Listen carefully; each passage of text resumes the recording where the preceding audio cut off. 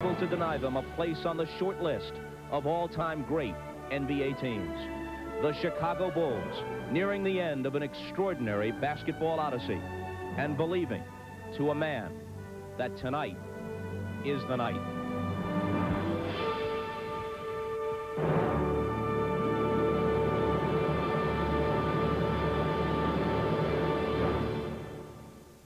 I think they're playing against the old Phoenix Suns, who let people bully them around and intimidate them. We're not like that anymore. And if anybody says anything to my teammates, they're going to have to go through me.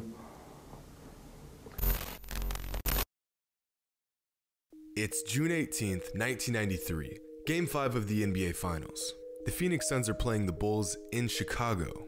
The reigning league MVP in Charles Barkley versus the former league MVP in Michael Jordan. The Suns are up 76-71 and things are getting heated. If the Bulls win this game, they will complete the elusive, rarely captured three-peat. If they lose this game, they have to head back to Phoenix where Barkley and the Suns only lost 6 games over the entire season.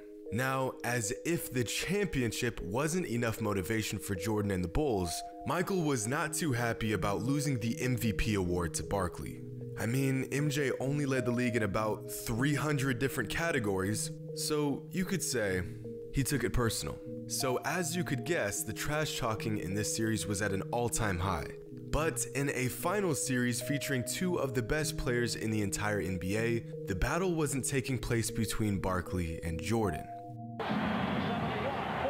seconds to go, third quarter. Pippen with the shove to get to that pass. Scottie Pippen knew that he couldn't muscle Charles Barkley out of the low post area.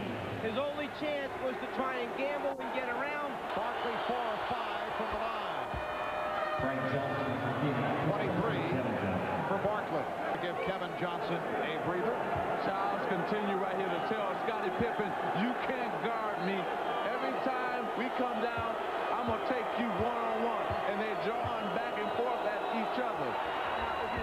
After dropping 42 points on Scottie's head in Game 2, Charles Barkley let Pippen know that there was nothing he could do to stop him. He was getting anything he wanted on offense, averaging 30 and 10 in the series and making Scottie Pippen look like a liability on defense rather than the all-NBA defender that he was. With under a minute left in the third quarter, Barkley draws a foul on Pippen in the post.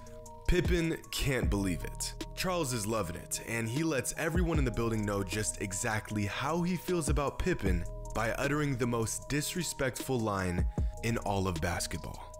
You can't guard me. Now, imagine for just a second that you are playing so out of your mind in the NBA Finals that you can say with complete confidence that one of the best defenders in the history of the NBA cannot guard you. But Charles didn't just call out Pippen on the line in front of 19,000 people. After sinking both shots, Barkley proceeds to stalk Scottie Pippen up the entire length of the court like a damn psychopath. So close to Scottie, you'd think he was telling the man a secret. But when another player calls you out like this on national television, you have no choice but to square that man up one-on-one. So that's what Scottie did.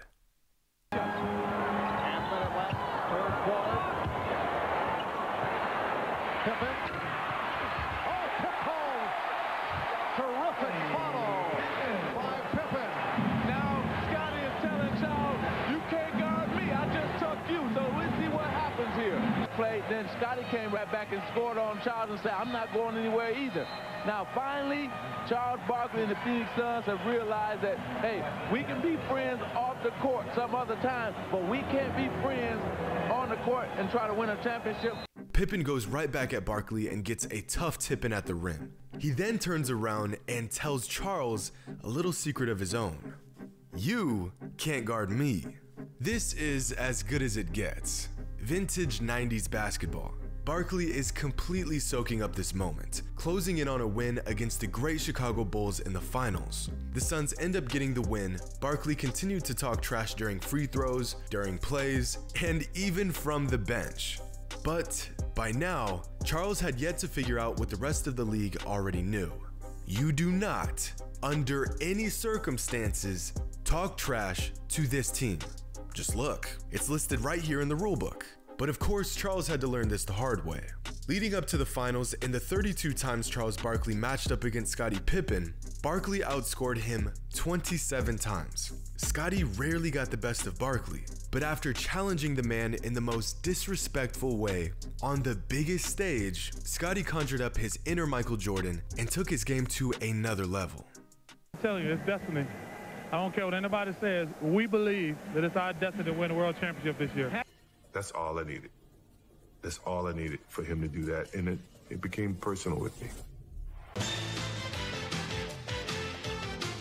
This is the NBA on NBC. Pippen with the stop. Oh, what a move by Scottie Pippen. And the Bulls now lead by 3. Scottie Pippen realizes that Miller can't move his feet. It's a matter, can he elevate over Charles? He certainly can. Caught right for Pippen. Yes. Scottie Pippen, who did not have an impact game in Chicago on Friday. Rare off performance. Going to travel on Cartwright. Scottie Pippen line drives it home. And the Playing within the offense, executed, don't take hurried shots. oh, beautiful move by Pippen. 3, the man believes in his team, he believes in Barkley. It counts. And the foul. Pippen going to the left hand and switch to the right. A gorgeous move by Scottie Pippen. Okay, pause it here, because things are getting interesting. We're closing into the final minutes of Game 6 of the finals. The Suns are up by 4 points with little over 2 minutes left in the game. This is their game to lose. With their season and a championship on the line, Scottie Pippen has held Barkley to just 39% from the field. But the Suns have still found a way to get a lead on the Bulls late in the game. At this point, every possession is critical. The Bulls have the ball and Barkley is hounding Pippen. The Bulls cannot get anything going and the Suns force a shot clock violation. Barkley is absolutely amped up. So amped up that he gets right into Pippen's face and gives him a reminder that he cannot be stopped. This is as brutal as it gets. Team down by 4 in Game 6 of the finals, and you got the league MVP in your ear in front of millions. But instead of chirping back, Scottie Pippen had other plans. The Suns bring the ball up the court and get the ball into Barkley down low. Barkley takes it right into Pippen, and Pippen gets a crucial stop at the rim. For the next few plays, it's a stalemate, neither team gaining any ground. Until Michael Jordan makes a layup with 38 seconds left on the clock. Suns' lead is cut to just 2. So with 30 seconds left in the game, the Suns need to get something going on this possession. They get the ball into Barkley, who has Horace Grant on an island. This is Barkley's moment to rise up as the league's MVP and prove his worth on the largest stage. But instead, Scottie Pippen runs over to double Charles, completely rattling the Suns' offense, which leads to a shot clock violation. Scottie Pippen once again showing Barkley his defensive genius. So here we are with a championship on the line and only 14 seconds left in the game. Charles Barkley doesn't know it yet, but this is the best shot he will ever have at a ring. This moment will inevitably determine his legacy. So what does he do in possibly the most critical moments of his career? He gets right into Pippen's grill and talks some more trash. 14 seconds away from a Game 7, up by 2, and Barkley is pushing Scottie to his limit. These are the small battles within the game that often get overlooked but actually end up defining players.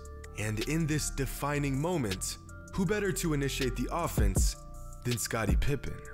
Mike brings the ball up. Scottie meets him near half court and forces Barkley to chase him, leaving the paint exposed. Scottie then completely burns Barkley on the step and opens up an opportunity for one of the biggest sequences of his and, unfortunately, Charles Barkley's career. They want Michael to get a full head of steam, try to keep him in the middle of the floor. Well, Pippen got the snap. Here's Paxson for 3. Yes, the Bulls take a 1-point lead, and Phoenix calls for time with 3 seconds remaining in the fourth quarter. A monumental dagger of a 3 by John Paxson, putting the Bulls up by 1 point with only 3.9 seconds on the clock. Now, most basketball fans remember this moment for this huge three-pointer. But when you watch the tapes, this entire play was initiated by Scottie blowing right past Barkley, causing the defense to collapse, leaving Paxson wide open. The man who Charles Barkley proudly stated could not guard him. The man who had to put up with Barkley's incessant trash talk night after night completely flipped the script on Barkley, proving that in the biggest moments, it was actually Charles who could not guard Scottie. And in one swift moment, nearly all of his confidence and hopes for a title vanish.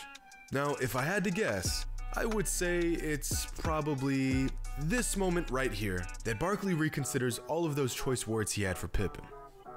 But not all hope is lost. There's still 3.9 seconds on the clock. Barkley and the Suns still have a chance. They inbound the ball and get it in the hands of Kevin Johnson. Now, pay close attention right here. Johnson drives inside and forces Pippen to sag off of Barkley, leaving a wide open opportunity for a lob pass. They've done it 1,000 times. It's the closest thing to a surefire bucket. It's right there. But hindsight is always 20/20, and Barkley's shot at a ring was gone. All the trash talk, all of the disrespect and mind games proving to be fatal. I mean, this tactic usually worked for Barkley. It helped lead his team to the best record in the NBA. It got him a league MVP and pushed his team to the finals. But on this night, in what would be the closest Barkley would ever come to a championship, Charles realized that while he was trying to get into Scottie Pippen's head, Scottie Pippen was quietly playing a mind game of his own. Maybe this was all part of the plan. Let Barkley talk his trash, let him win these small battles. Because while Charles had his eyes on Scottie, Scottie never took his eyes off of the prize. Hope you all enjoyed, and as always, until next time.